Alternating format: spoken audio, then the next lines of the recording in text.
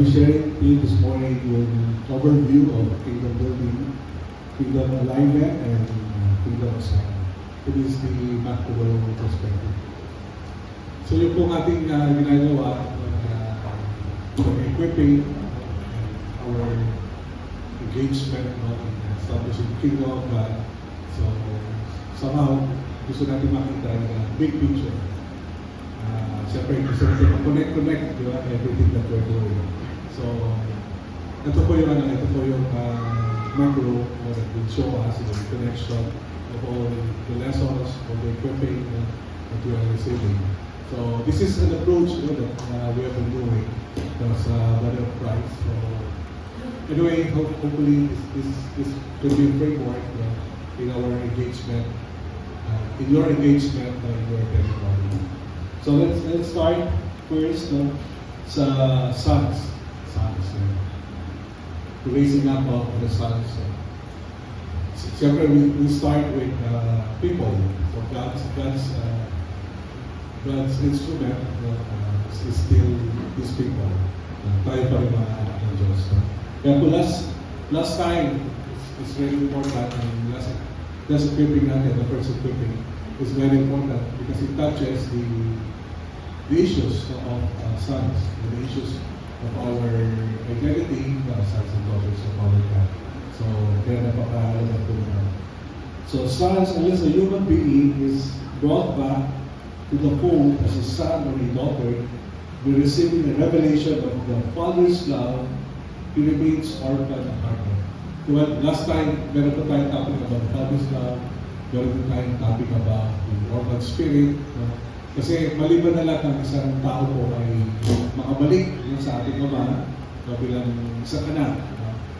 Hindi siya kompleto. So, hindi niya alam ang kanyang patatayuan bilang isang anak. So, mahirap po na tayo ay maging instrumento ng Panginoon. Yes, God can still use us in some other ways. Pero yung fullness of how God can use us is in relation with our identity as sons, bilang mga anak. Amen po, bilang mga anak. Kasi pag anak ka, siyempre, iba. Meron tayong pinamanan o galing sa ating mga. So, alam mo yung katatayo. So, bilang isang anak. So, mayroon po na maratili tayo ng isang ulila. Sabi natin last time, ang isang ulila, di ba? Yung isang spirito ng pagiging ulila. So, diniscuss sa atin ito sa team, yung spirit of orphanness. So, the orphan spirit.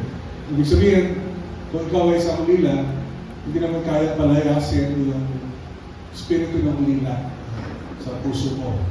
So, para ka maging isang anak, ay kailangan madala ka doon sa magulang mo.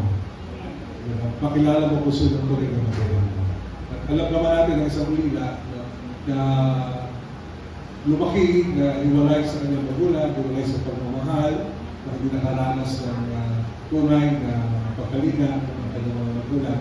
So ito ay patuloy pa rin naghahanap, patuloy na para may kulang, at sa ulila, patuloy na nakikipaggaling, nakikipaglaban para sa kanyang mga karapatan, para sa kanyang mga pangangailangan.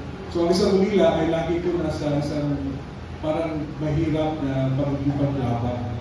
Kaya hanggang ang isang tao ay nasa katatayuan ng isang ulila, mahirap po kaya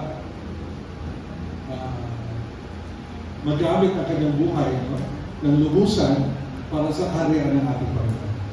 Kasi nga, ang sentro ng kanyang buhay, ng kanyang pag-iisip, at ang laman ng puso niya, ay ang pag-iisip sa ulila. So kailangan makaranas ang isang tao na lubusan na kalayaan ng pagmamahal ng ating Ama, at malubos yung kanyang identity as a son. So, yun ang simula. So, in this overview of kingdom building, we start with a few individuals who will join with us, who will join as sons and daughters of God. So, kaya po ang approach ko ng NFS, hindi po kami sa maramihan na nagsisimula. Hindi po sa crowd. We don't start with the crowd. Their ministries are called para sa crowd. to cognitive development. And at Expo, we always start with a few remnants, disciples. So we really, be committed and be sincere with what they're doing. Amen. So, mga anak ko, mga anak.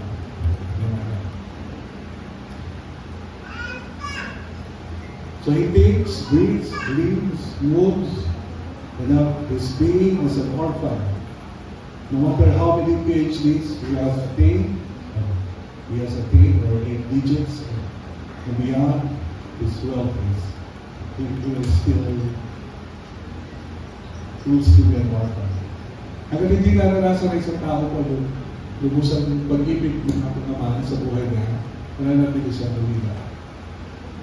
Kahit na meron na siyang titulo, kahit na PhD na siya, kahit na 9 digits na ang kanyang kayamanan, pag ang isang nila po, hindi ko nakukontento. Hindi nakukontento. Kasi ang napakontento lang sa akin ay yung pag-ibig po ng ating Ama sa amin. Amen. Kahit ganyan para tayo nalalaman 9 digits. Meron ba kayo 9 digits? You have a 9 digits account. In your account.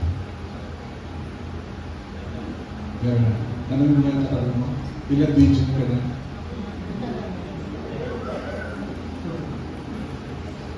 3 digits, 4 digits, 5 digits, 6 digits. Wow, 9 digits.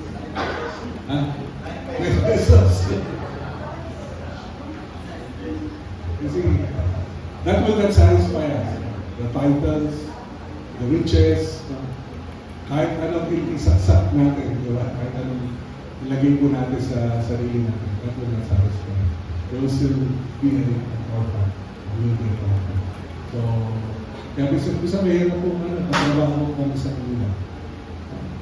Kasi kanila po, lagi insecure.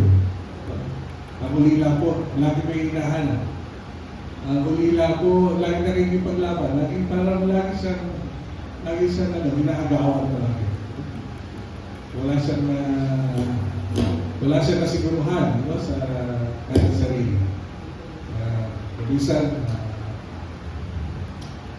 galing pag-away para sa kanyang sariling kasiyahan.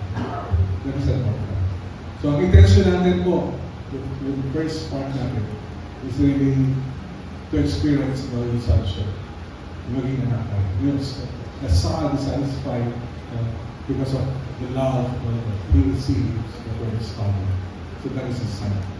His satisfaction is not in his title, it's not in his achievements, it's not in his, his riches, but his satisfaction is in the love of God that he is receiving.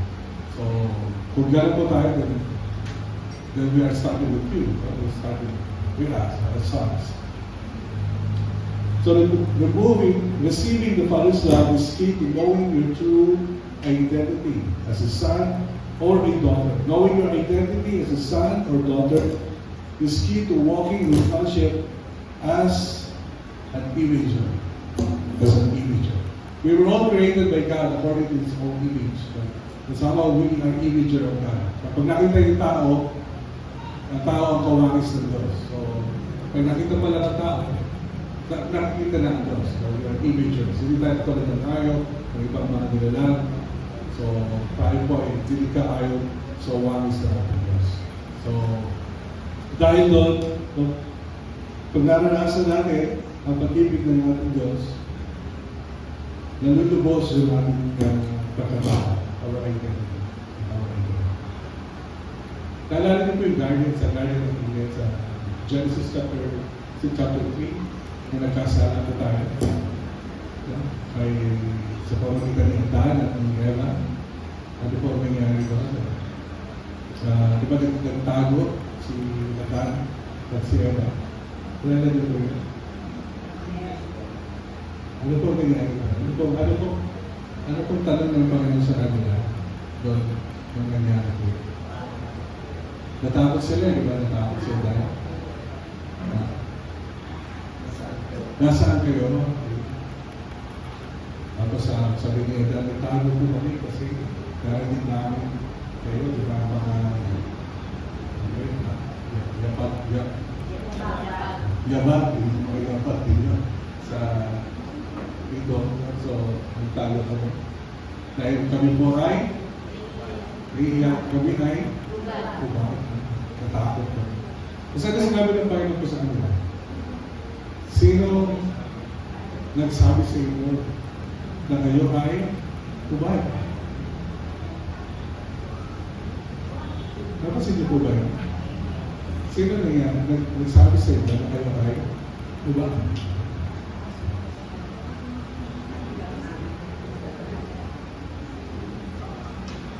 Ha? And there's si Nelson. Who told you that you were naked? If you will back read, then back read. Parang kasi ito. Makikita niyo doon na it was laid out in Eve that they realized that they were naked. It's another voice that started to that they started to listen to. It's their voice. It's their voice. Narinig nila sa sarili nilang pag-iisip na sila ay ubay. Kaya natanong ng Panginoon, who told you that you were naked? Who told you that you were naked? So then, this voice told you that. And then when you back read, it's their own voices. Told them that you were naked. So, because of that sin, eating the fruit of the knowledge of good and evil. So the humanity, the humanity started to hear another voice. And that is our voice. Our own comprehension. Kaya sabi ng Lord, hindi na sila pwedeng mag-stay dito. They are now like us. They are now like us. So paano ba they will eat the fruit of life? So they will never experience death. Pero ang problema, we are in the fallen nature, fallen state, but we will not die. Diba? That's the problem in Genesis 3. O paano pag nakain nila yung bunga ng punong tao, eh? So, ng buhay, at hindi na sila mamamatay. So there will be no redemption.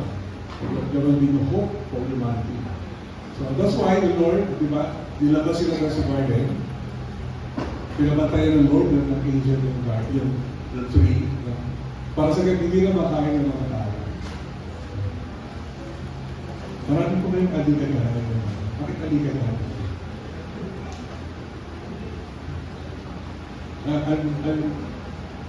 I'm looking for a connection, hardwired connection.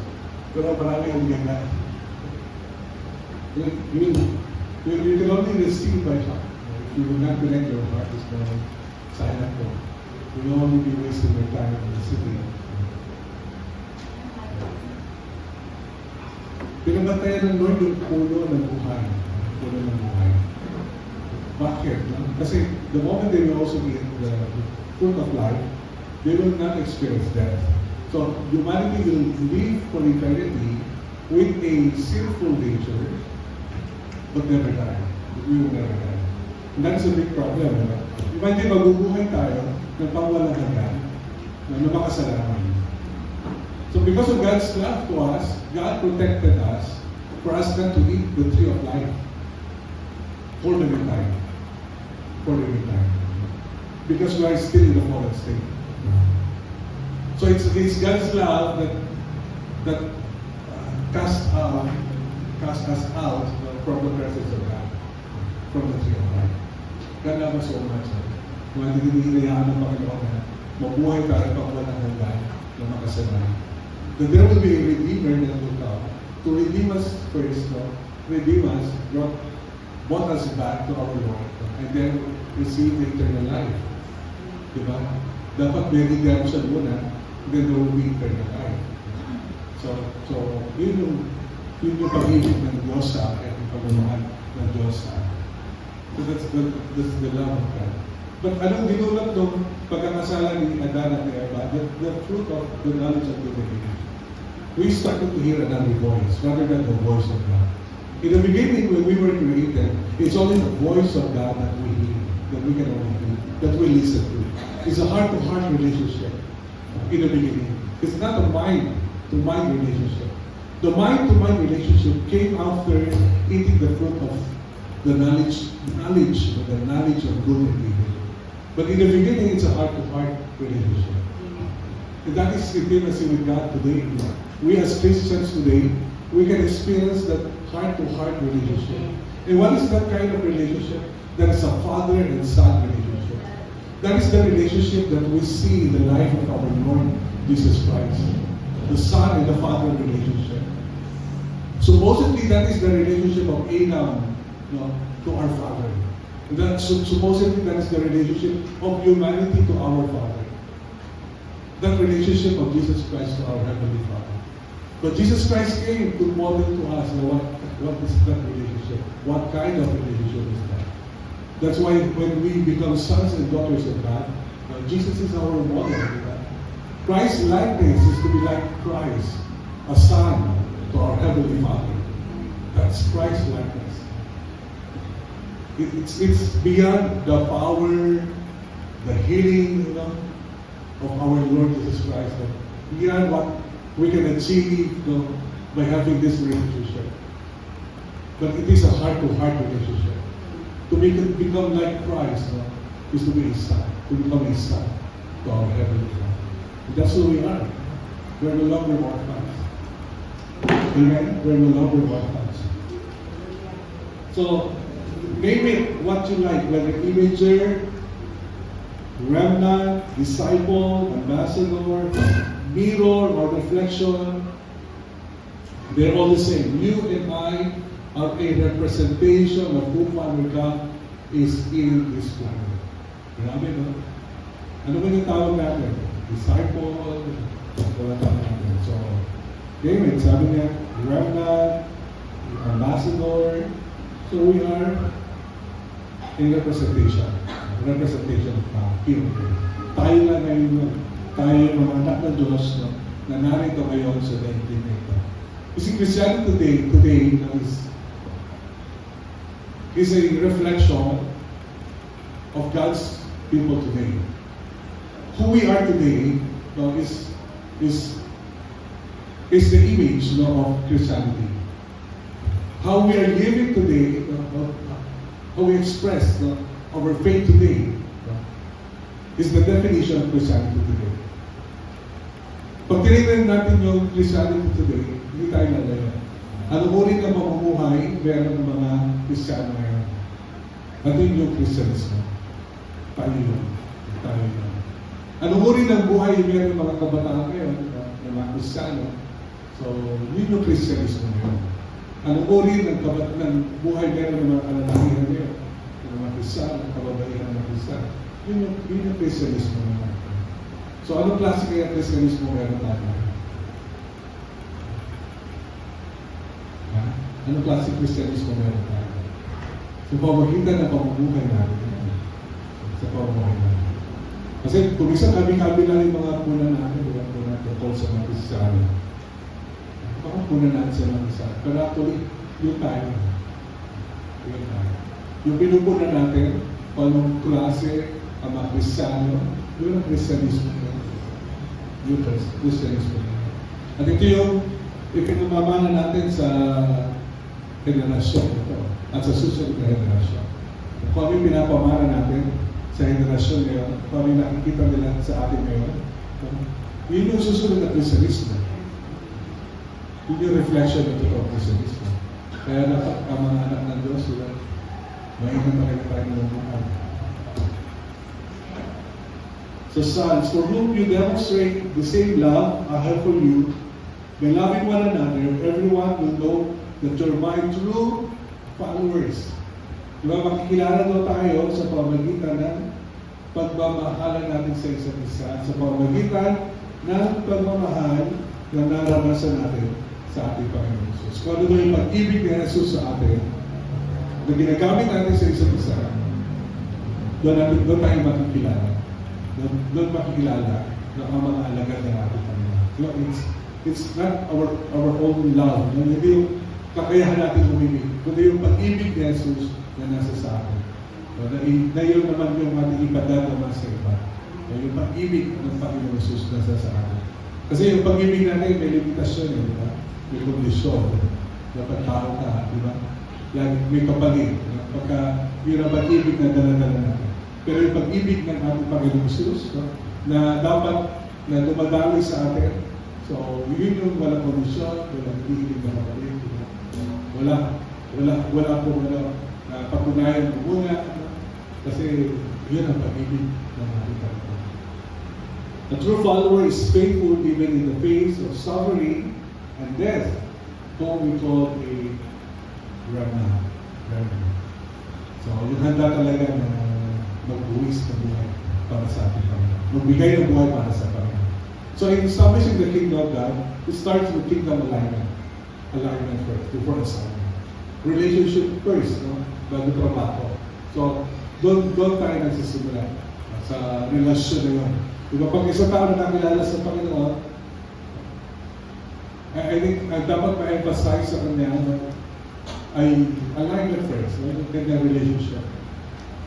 Kasi yung trabaho, bisa na yung trabaho, yung Christianism ngayon, I think we need to balance between the Great Commission and the Greatest Commandment. Diba? Alam na natin dalawa. But sometimes, ang diin natin palagi sa Great Commission. Minsan hindi nadidiinan yung Greatest Commandment, but it is to love the Lord with all of our heart, mind, soul, and strength. So, I think, yun yung muna alignment muna before assignment. So, kasi pag muna natin didiin ang assignment, so mamimiss natin yung relationship. Kaya sa loob ng church, we can still see orphans in the church doing assignments, but pero they're orphans. And what will be the result of that? And away-away, division, diba? Lipatan ng miyembro, o awayan ng agawan ng posisyon, pagalingan, paramihan, payabangan.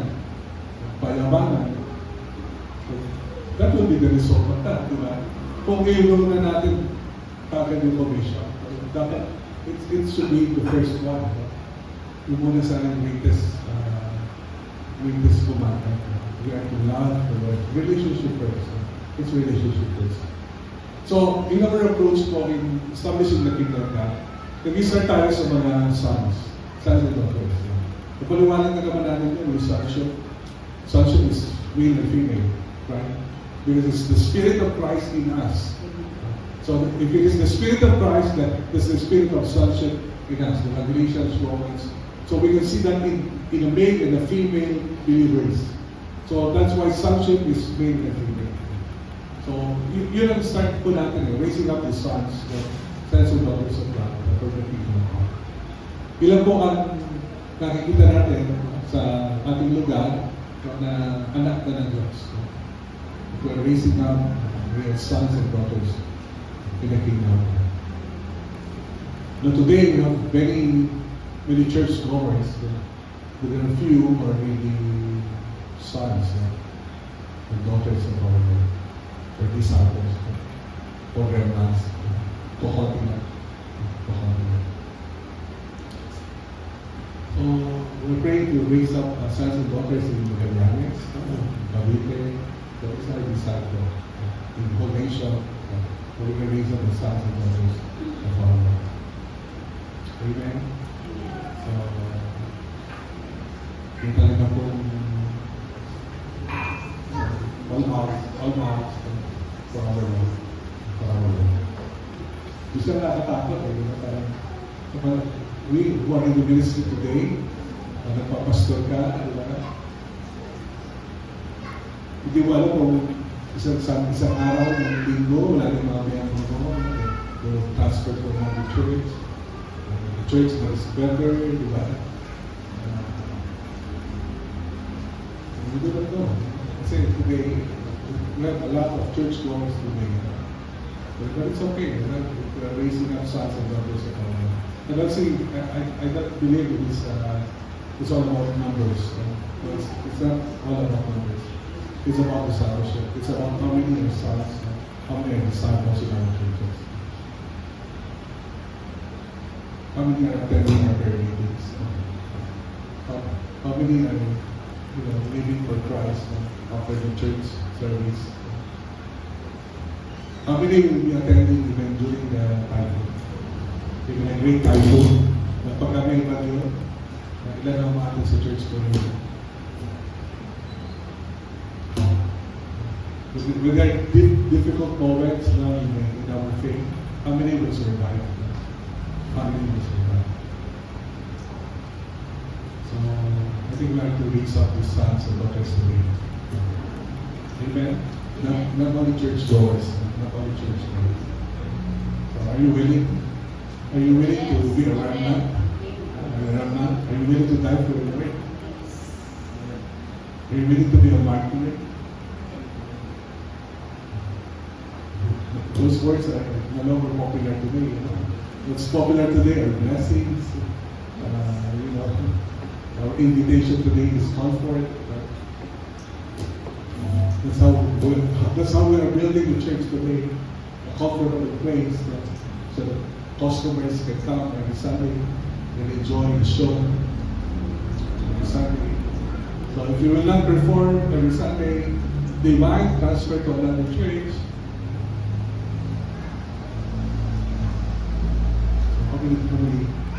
How many are sons and daughters? So you see the challenge of raising up sons and daughters. That's the challenge today of raising up real disciples of our Lord. That's the real challenge today. It's easy to gather the crowd, but the crowd will always have a crowd. Pero ilan po talaga yung mga anak ng Diyos na seryoso sa ating pananampalataya today. So start with them, raise them up. The Lord Jesus Christ concentrated His life with 12 people. Yung isa pa nga naging si Judas, but He spent His 3 years with them, raising them up as disciples. So somehow we have few people around us that we can really impart our lives, that we can really raise up as disciples. Kapo lang may nagtanong sa akin, so ang daming na ng mga ilang people na nag-reach out. So may plano pa siya magbukas ko ng cell group. Kasi sabi ko sa kanya, alam mo, madali magbukas ng mga babae. It's easy to start cell groups or small groups. But it's difficult. What is difficult is to multiply yourself into 12 disciples. It's to multiply yourself into 12 disciples. So that is difficult to do. Kasi 12 tao, ang laki pa ng tatrabahoin mo dyan eh. Ang laki ng tatrabahoin mo dyan, di ba? So 12. Jesus Christ took 3 years. It took Him 3 years to raise up His disciples. So, and in the outcome, isa Judas. Si Jesus na yan. After spending 3 years to His 12 disciples, one came out to be a traitor. Imagine, that's our Lord Jesus Christ. So alam ko lang po, mga leader kayo na rin. So, sino din-disciple mo? Pakita nyo yung katabi mo, sino din-disciple mo? So, how many disciples do we have?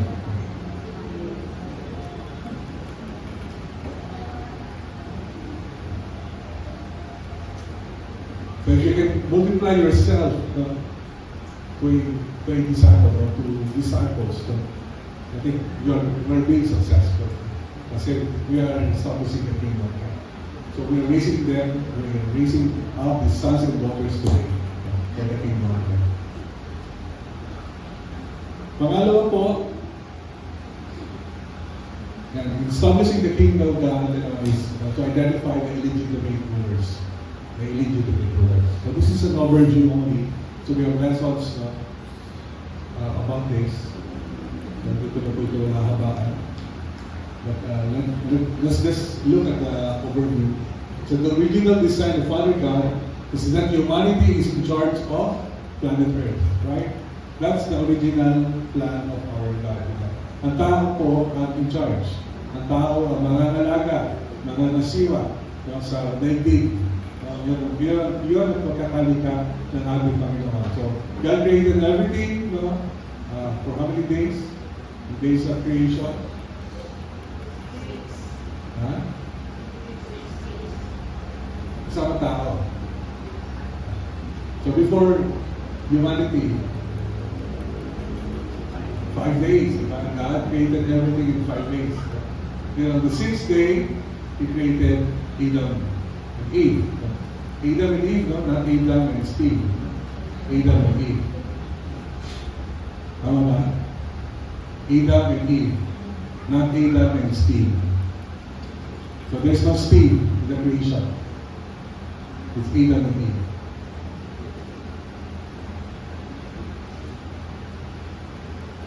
Hello? Ito ba kayo? Ito ba kayo? So, and then on the 7th day, He rested. He rested. But, binigay ng Lord, Genesis chapter 1, verse 27. So, 27, 17. That He created man according to His own image, male and female He created them. So that He gave them the dominion over all the earth. So that's the intention of the Lord. So the heavens belong to our God. So this is Psalms 115:16. They are His alone, but He has given us the earth and put us in charge. Okay. So, ang linaw nun, di ba? So, ang tao talaga ang pinamamahala ko sa daigdig. Hindi ko ba alam, kinabot niyo po ba si Miles Murdoch, Dr. Miles Murdoch?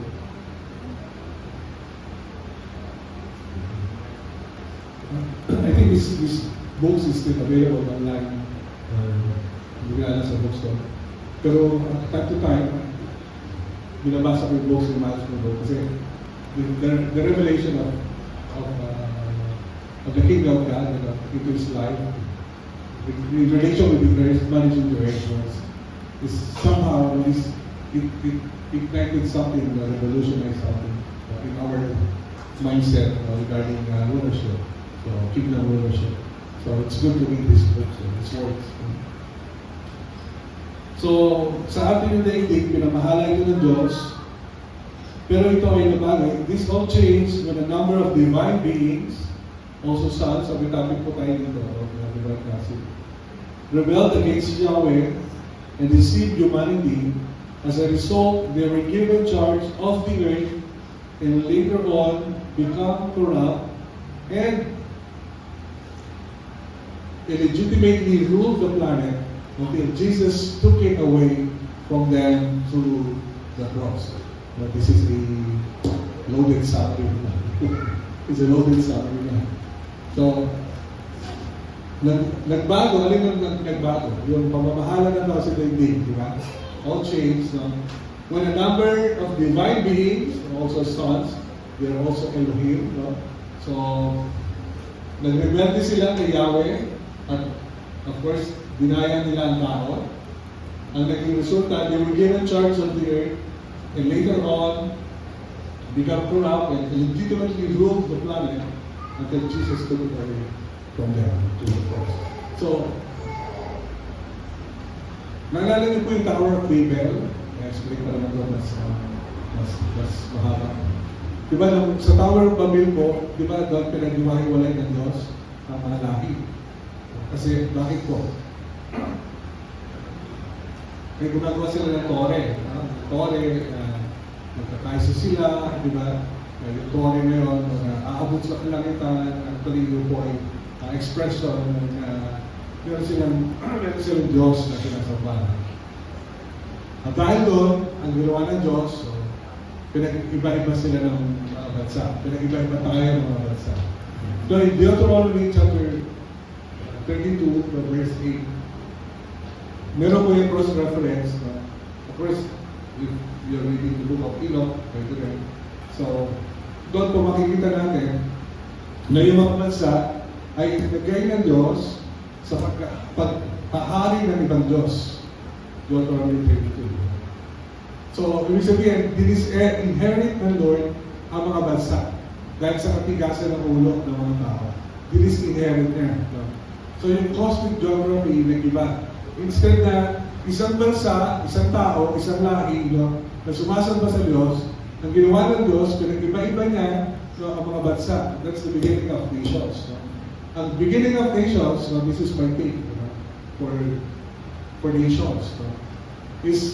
Nations were born because of man's rebellion. Ibig sabihin, that is not the intention of God in the beginning. So, that is not the original plan. So, my take about nations, no, sana eventually we will all have one nation again. Of course, we will have that in the book of Revelation, that you have in the New Jerusalem. But ngayon, we have different nations. And in Deuteronomy, every nation is under a God. Meron pong Diyos na nakalagay. That's why when you read the scripture in the Old Testament, and even the ancient culture, ancient literature, you will see that every nation is under a God. For example, in the Old Testament, Egypt is under a God, di ba? Assyria is under a God.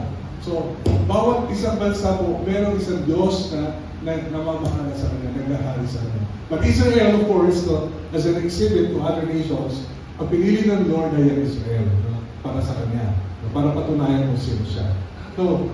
So, ibig sabihin na bawat bansa ngayon ay napailalim sa paghahari ng isang Diyos. Pero nung dumating na ang Panginoong Jesus, di ba, namatay siya sa krus, ano ba kanyang Great Commission? That's the Great Commission of our Lord. Go and make disciples of all nations. Diba? The nations. No?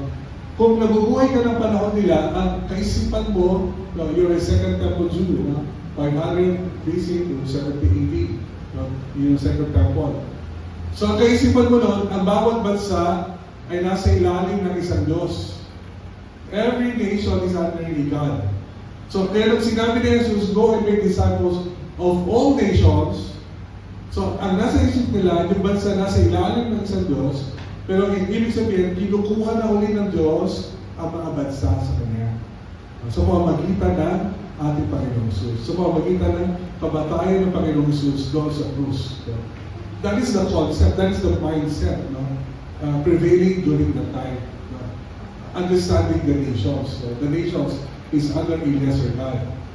Because God is inherited that, the nations, so they're living under a God, but Jesus Christ came, the Son of God, the unique Son of God, so, and He died on the cross, and then His commission is for us to take back the other nations. Take back the other nations. So, pero, hindi doon natapos siya, di ba? Kasi hanggang ngayon, yun yung commission natin. Amen? Yung pa rin po ang ating trabaho. So the legitimate rulers, so we still have them today. So they are best named as Nami-Minunog. And if the redeemed sons and daughters as a legislative community will not identify, address, and legitimize them, they will continue to create havoc on earth and boss us around. So the ecclesia's role, 2 or 3, mapatapit po natin dito, is to bring the Evangelion, so to declare the Lordship of Jesus seated on the throne in every territory is stepped into. So, ang nangyari po, nananatili yung ibang mga illegitimate rulers na tawag natin territorial spirit na tawag po, di ba? Our battles not against flesh and blood, but against the rulers, the principalities, the wicked forces in the heavenlies. So, ito po yung territorial spirits, the illegitimate rulers. But they are in ranking, and actually they are more organized. More organized than the Christians, because they know their rankings. They are organized to destroy us. The kingdom of darkness, narinig ko ito last 2 weeks ago, that the kingdom of darkness is more organized to destroy us. So, what are we doing in the body of Christ? Ano yung ginagawa natin sa katawan ni Kristo? So, but anyway, so they are seated in these authorities, in these simple powers, and they still control nations. They still control communities. So, sila po yung naghahasik pa rin ng dilim, ng lagim, sa mga lugar natin. Na kailangan po, illegitimate nga sila, kaya sabi ng Panginoon, kuhanin na natin ang mga bansa ulit. Pero siyempre, they will not give it in a silver platter, di ba? Hindi nila ibibigay ito sa'yo na nasa plato na, sige, sa inyo na yan. No? Okay. They will not give it without a fight. No? Kaya meron warfare. There's still warfare today. So, pero we need to identify them. Sino ang namumuno sa ating mga lugar? Sino ang namumuno sa ating community, nabibimuno, nag-ahari-harihan sa community natin?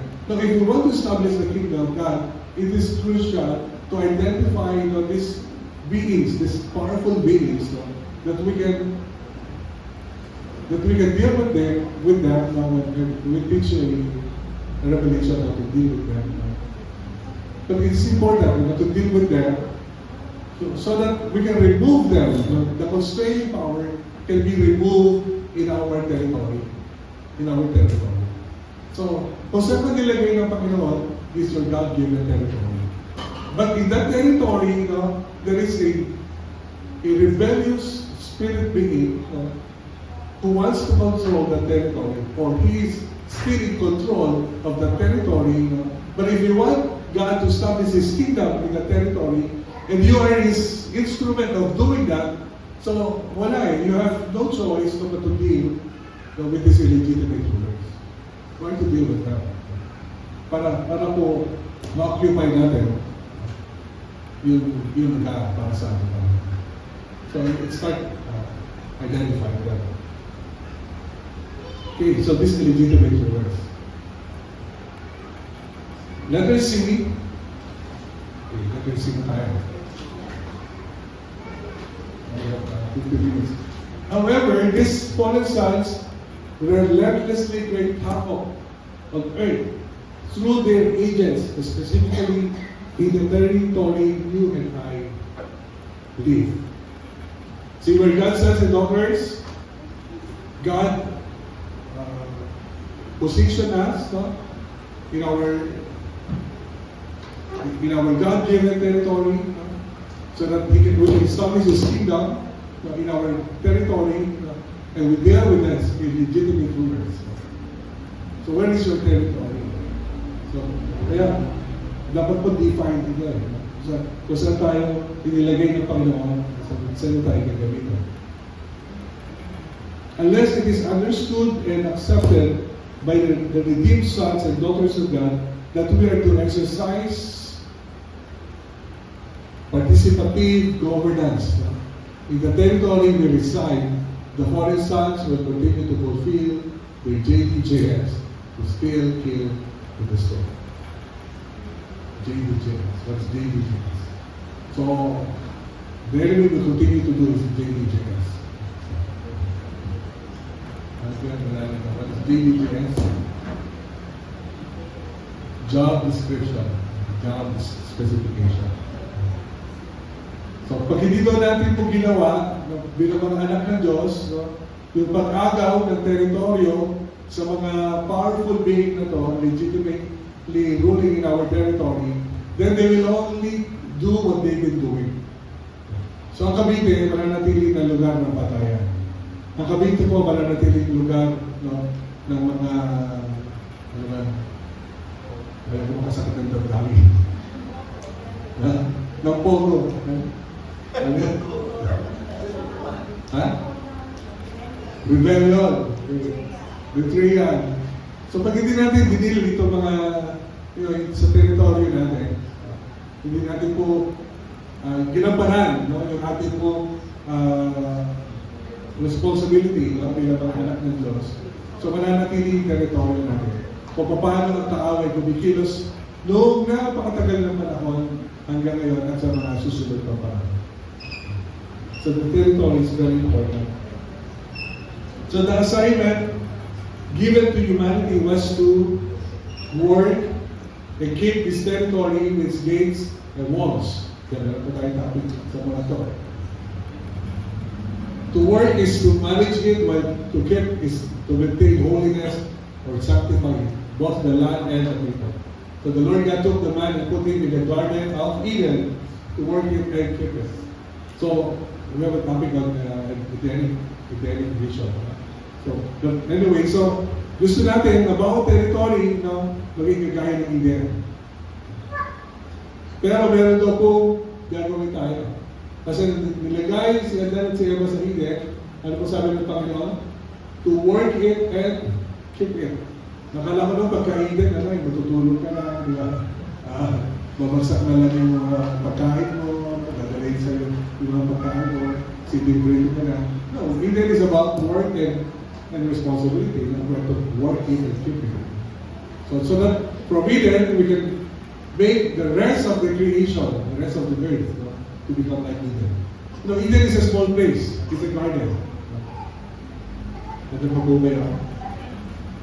a place where God put first Adam and Eve to work and keep the Eden. And then God gave the commission to subdue the earth. To subdue the earth. What does it mean? To make earth like Eden. Kasi wala mo na sila sa isang garden. But the intention is not only in Eden, the intention is the whole earth to become Eden. So, yun po yung pinagkatiwala sa atin ng ating Panginoon. Okay, so, lastly, the 24/7 Kingdom of God, managing our territory. Or, gusto ko ba tawag dito, establishing the kingdom. Yung talaga po kingdom building. Yung gagawin na talaga natin, yung pinagagawa ng Panginoon sa lugar natin. It's really managing our God-given territory. So pray without ceasing. Diba, prayer, I think our number one word as a church is praying. Let me just tell you a short story. Meron pong dalawang pong intercessor at isang pastor na nagkaroon ng prayer covenant na magpe-pray for 90 days na how many hours? 7 hours na. For 6 hours or 6 hours. Nagtuloy-tuloy, prayer covenant. Na-alarma po yung lugar at nanawagan ng mga witches, ng mga warlock na pigilan yung dalawang pong intercessor at yung isang pastor na manalangin. Kasi ang magiging bunga lang ng kanilang panalangin ay revival sa Uganda for 70 years. For 70 years. Imagine na, 20 intercessors plus 1 pastor na nag-commit na mag-pray ng 6 hours a day for how many days? For 90 days. And the result will be 70 years of revival in their country. Nameless, faceless intercessors. Only 20 plus 1. Na-alarma po ang lahat ng kaharian ng kadiliman dahil sa magiging buwan ng kanilang pananalangin. So that's how powerful prayer that hindi natin nakikita po yung kapangyarihan ng pananalangin. But sad to say, they were not able to fulfill their prayer covenant. 2 days. For 2 days. 2 days na lang. 2 days na lang. You know what happened? The king of darkness made a profile of the 20 plus 1 pastor. Kung paano nila i-destroy si pastor at saka yung dalawang pong intercessor.